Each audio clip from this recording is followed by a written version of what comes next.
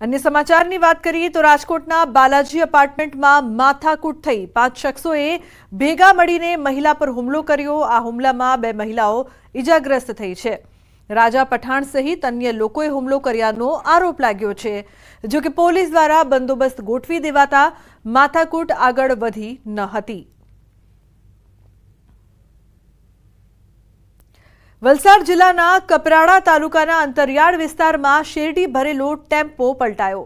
દાબખલ ગામ નજીક શેરડી ભરેલો ટેમ્પો પસાર થઈ રહ્યો હતો ત્યારે અચાનક જ આ શેરડી ભરેલો ટેમ્પો બાજુમાં ઇકો કાર પર પલટી મારી આથી ઇકો કાર ટેમ્પો નીચે દબાઈ હતી, જેમાં ટેમ્પોમાં સવાર 4માંથી એકનો ચમત્કારિક બચાવ થયો હતો, જ્યારે 2 લોકોના મોત નીપજ્યા અને એક ગંભીર રીતે ઇજાગ્રસ્ત થતા તેને સારવાર માટે હોસ્પિટલ ખસેડાયો હતો।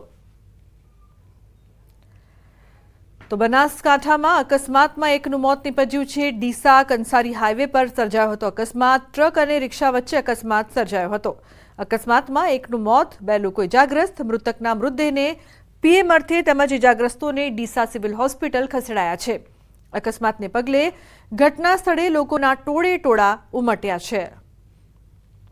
તો સુરતના મોટા વરાછા ઉત્તરાયણ વિસ્તારમાં હિટ એન્ડ રનની ઘટના બની છે। બેફામ કાર ચાલકે માતા પુત્રને ઉડાવ્યા।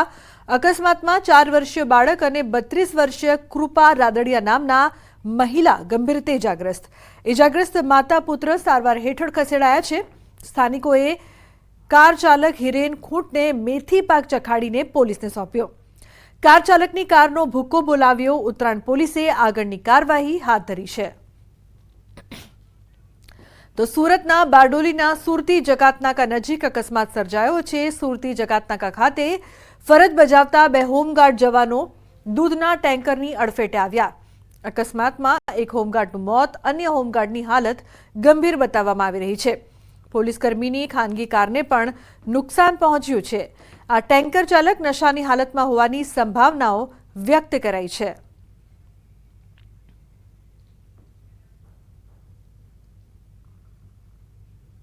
अन्य महत्वपूर्ण समाचार बात करिए तो भावनगरना मोती तळाव विस्तारमां गटर उभरावाथी लोकोने भारे हालाकी।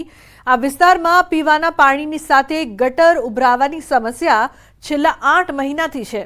ठेर ठेर गंदकीना कारणे रोगचाळो वकरे तेवी भीति छे। स्थानिकोनो आक्षेप छे के अनेक रजूआत छतां तंत्रना आंख आड़ा कान छे। समस्यानो कोई उकेल आव्यो नथी।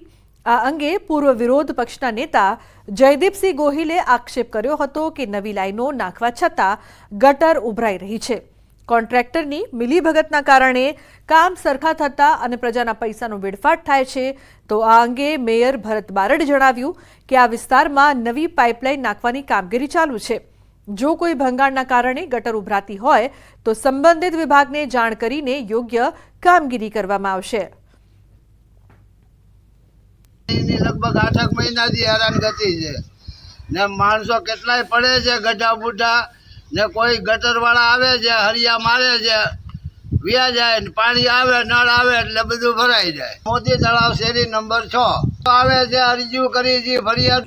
ભાવનગર મહાનગરપાલિકાના સત્તાધીશોની એક ખામી છે કે હમણાં જ કુંભારવાડા મોટી તળાવ વિસ્તારની અંદર ડ્રેનેજ નાખી એમ અધિકારી કહી રહ્યા છે। તો તમે નવી લાઈન નાખી અપગ્રેડ કર્યું તો હાલની તારીખે અહીંયા ગટર ઉભરાય શું કામ? ખરેખર મળતિયાઓ કામ કરતા હોય છે। કદાચ કંઈક મુશ્કેલી થઈ હોય તો હું તપાસ કરાવી લઈશ અને ક્યાં કામ ચાલુ છે, ક્યાં કામ અટકાયેલું છે, ક્યાં તકલીફ પડે છે એની તપાસ કરાવી લઈશ। પણ આપણે કામ ચાલુ કરેલ છે। 1 થી 20 ખાંચામાં આપણે ડ્રેનેજ લાઈન નવી નાખી રહ્યા છીએ અને લોકોની સુખાકારી માટે આપણે ચિંતા કરી રહ્યા છીએ। तो ज्यां रोडनी जरूर नथी त्यां वडोदरा कोर्पोरेशन रोड बनावी रह्युं छे। शहेरना कारेलीबाग विस्तारनी 4 जेटली सोसायटीना स्थानिको आ रोडनो विरोध पण करी रह्या छे।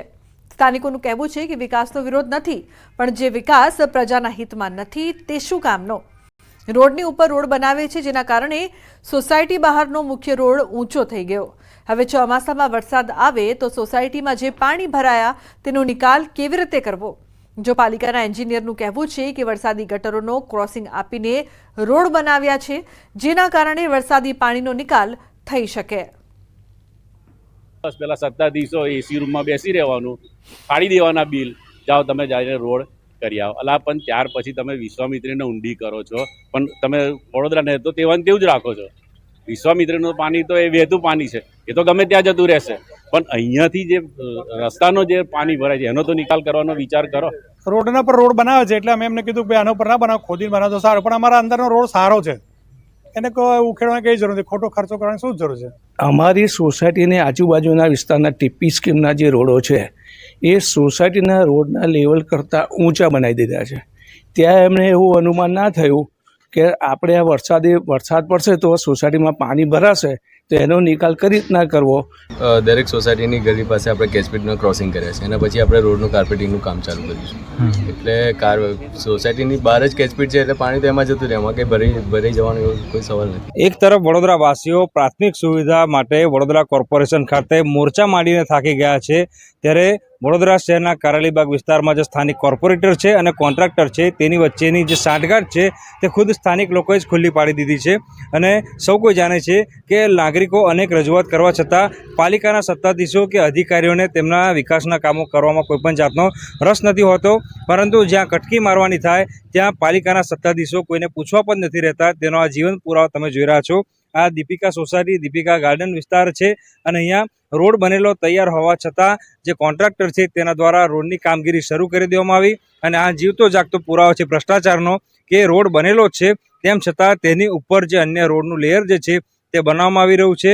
અને જે સ્થાનિક કોર્પોરેટરની વાત કરીએ તો શ્વેતા ઉત્તેકર છે, તેમના કહેવા પર આ જે રોડની કામગીરી જે છે તે કરવામાં આવી હોવાની જે માહિતી જે છે તે મળી રહી છે. ઉલ્લેખનીય બાબત છે કે રોડ ઉપર રોડ બનાવતા આ જે રોડનું લેવલ છે તે ઊંચું થઈ ગયું છે અને એના કારણે સ્થાનિક લોકોને ચોમાસામાં પાણી ભરાવાની દહેશત જે છે તે સતાઈ રહી હતી, જેના કારણે જે સ્થાનિક લોકો દ્વારા આ જે રોડ છે તેનો ઉગ્ર વિરોધ કરવામાં આવ્યો અને તાત્કાલિક ધોરણે આ જે રોડનું કામ છે તે બંધ કરી દેવામાં આવ્યું. ત્યારે આ જે રોડની અધૂરી કામગીરી જે છે તેનો ખર્ચો કોણ ભોગવશે તે સૌથી મોટો સવાલ જે છે તે અત્યારે અહીંયા ઊભો થઈ રહ્યો છે. હાર્દિક દીક્ષિત, ન્યૂઝ 18 ગુજરાતી, વડોદરા. તો બીજી તરફ ધોરાજીમાં પાલિકાની બેદરકારીના કારણે રસ્તા પર જાણે કે મોત લટકી રહ્યું છે. શહેરના જેતપુર રોડ, સ્ટેશન રોડ સહિતના વિસ્તારોમાં સ્ટ્રીટ લાઇટની કામગીરી ચાલી રહી છે, જેના કારણે રસ્તાઓ પર ખુલ્લા વાયર તૂટેલા લટકી રહ્યા છે, જેના કારણે લોકોમાં ભયનો માહોલ છે.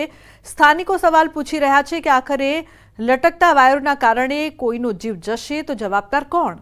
મહત્વનું છે કે 1,50 લાખના ખર્ચે નવી સ્ટ્રીટ લાઇટનું કામ કોન્ટ્રાક્ટરને આપવામાં આવ્યું છે. કોંગ્રેસ તેમાં પણ ભ્રષ્ટાચાર થયો હોવાનો આરોપ લગાવી રહ્યું છે. જો કે રસ્તા પર લટકી રહેલા મોતના વાયરોને લઈને સ્થાનિકોએ પણ વારંવાર રજૂઆત કરી છે, છતાં તંત્રના પેટનું પાણી નથી હલી રહ્યું. નવા વીજ પોલ ઊભા કરવાનો કોન્ટ્રાક્ટ આપવામાં આવ્યો છે. આ કોન્ટ્રાક્ટ આશરે 1.5 કરોડ રૂપિયાના ખર્ચે આપવામાં આવ્યો છે. આમાં જોઈએ તો મોટા પાયે ભ્રષ્ટાચારની બૂ આવી રહી હોય તેવું લાગી રહ્યું છે. અને આ કામની અંદર જે કોન્ટ્રાક્ટર દ્વારા કામગીરી કરવામાં આવી રહી છે તે કોન્ટ્રાક્ટર દ્વારા બેદરકારી પણ દાખવવામાં આવી રહી છે. કે વીજ વાયર ખુલ્લા પડેલા છે અને ઘણા વખતે પવનના લીધે પણ ત્યાં અર્થિંગ થતું હોય કે તીંખાળા થતું હોય તેવું પણ અમે અમારી આંખે જોયેલું છે. અને રહી વાત કે અત્યારે ગરમીની સિઝન ચાલે છે, ત્યાં લોકો ફરવા માટે નીકળે છે, વોકિંગ કરવા નીકળે છે, વૃદ્ધ લોકો બેસવા માટે નીકળે છે, બાળકો જે નિશાળે જતા હોય, સાયકલે જતા હોય કે બસ જતી હોય, અગર તે થાંભલાને અડકી જાય તો જાનહાનિ થાય તો તેની જવાબદારી કોની? ઘણા ખાણીપીણીના સ્ટોલો આવેલા છે, ઘણા અહીંયા પાણીપુરીના અને એના પોઈન્ટો આવેલા છે, પણ અહીંયાથી બાળકોને અને વૃદ્ધોને નીકળવું બહુ મુશ્કેલ છે, કારણ કે ક્યારે શોર્ટ સર્કિટ થાય, ક્યારે જાનહાનિ સર્જાય એનું નક્કી જ નથી. તો મંદીના દોર